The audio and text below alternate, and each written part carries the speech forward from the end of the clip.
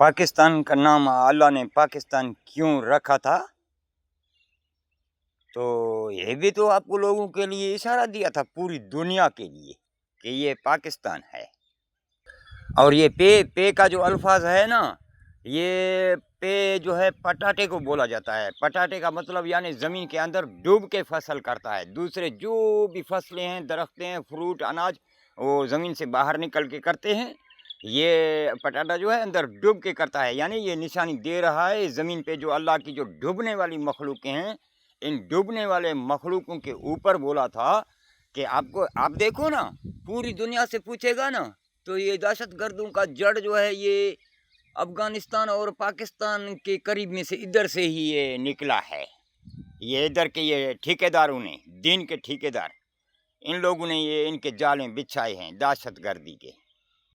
फिर सबसे ज़्यादा जो डूबने वाली मखलूक़ें थे वो यहाँ पर ही थे। फिर इसी ही मखलूक़ों के लिए उसी ने नाम रखा था कि बोला था पाकिस्तान। और पे का मतलब यानी डूबने वाले मखलूक, और काफ जो है ना, ये एक काफ में भी दो काफ आ जाते हैं। ये एक काफ में जो है बोला है अल्लाह ने कि ये पाकिस्तान नाम रखा है। पे का मतलब यानी डूबने वाले मखलूक। और इस डूबने वाले मखलूकों के पे को जो अल्फ है ना, तो ये डूबने वाले मखलूकों के अल्फ का मतलब ऊपर से, यानी इस डूबने वाले मखलूकों के ऊपर से। पे और यानी डूबने वाला मखलूक, अल्फ का मतलब ऊपर से। काफ का मतलब, काफ में दो काफ हैं। एक काफ जो है वो कॉप्टर वाला, हेलीकॉप्टर वाला, और दूसरा काफ जो है वो खोह सा, यानी वो बाबा मूसा का जो इशारा था, पहाड़ों की साया वाले। फिर एक काफ जो है उसका कॉप्टर है, दूसरा काफ जो है इसमें छुपा हुआ है ना, वो जो है इसका पहचान है खोह सा, यानी कि पहाड़ों की साया वाले। अगर इसको ऐसे बदलेगा खोसा को, तो बनेगा असो हक, यानी कि थे वो हक। फिर अल्लाह ने इसमें ते का अल्फाज डाल दिया था। ते का अल्फाज इसीलिए डाला था, अपनी मखलूकों को इशारा दिया था कि इसकी ताबेदारी करना और इसकी ताबेदारी करना, और इसी के ही जो है हकीकत में जो है तू तैनात हो जाना, इसके साथ में खड़ा हो जाना, इसके रस्सी को पकड़ लेना। ये ते का मतलब यही इशारा दिया था। और फिर अल्फ बोला है, यानी ऊपर से, जो ऊपर वाला जो है वो आएगा, वो नून का मतलब वही नवासा आका है मदीना का।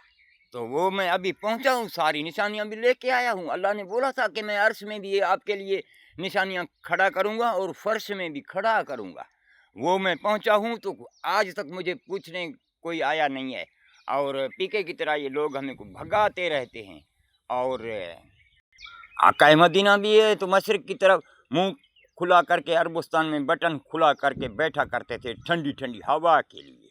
अब ये यहाँ के सारे औलिया करामों ने भी तो इशारे दे के रखे थे, वो बलोचों में साए आएगा। तो अभी ये औलियाओं के इशारे, ये पैगंबरों के, सारे पुराने ज़माने के इमामों के, इमाम जाफ़र के, सब के, अब उनकी बात झूठी है और ये मौलवियों की सच्ची है। जो मौलवी जैसा करेंगे वैसा ही करेंगे, मुझे किसी का परवाह नहीं। आप कहते हैं कि अल्लाह जो है अलफ से आया है, अलफ से नहीं आया है। अल्लाह ऐन से आया है, ऐन से। ये आपके कुरान में सबसे पहले नहीं लिखा हुआ है ऐन। इसको नहीं बोलते हो कि औज़ु बिल्लाह के सबसे पहले देखो ऐन है ना, ये अल्लाह ऐन से आया है। ये देखो इश्क में भी, तो देखो इश्क में भी वही ऐन है, अल्लाह ही का काम है, कोई दूसरा तो ये काम नहीं कर सकता। ऐन और शीन और काफ, इसके ऊपर जो है 5 नुक्ते हैं।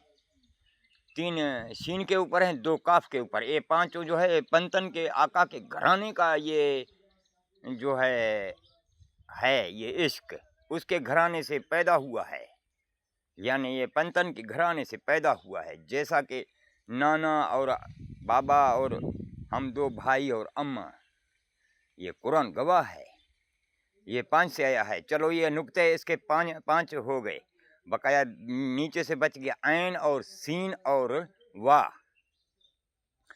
तो वाह को अगर ऊपर नुक्ते लगाएगा तो फिर ये बन जाएगा काफ।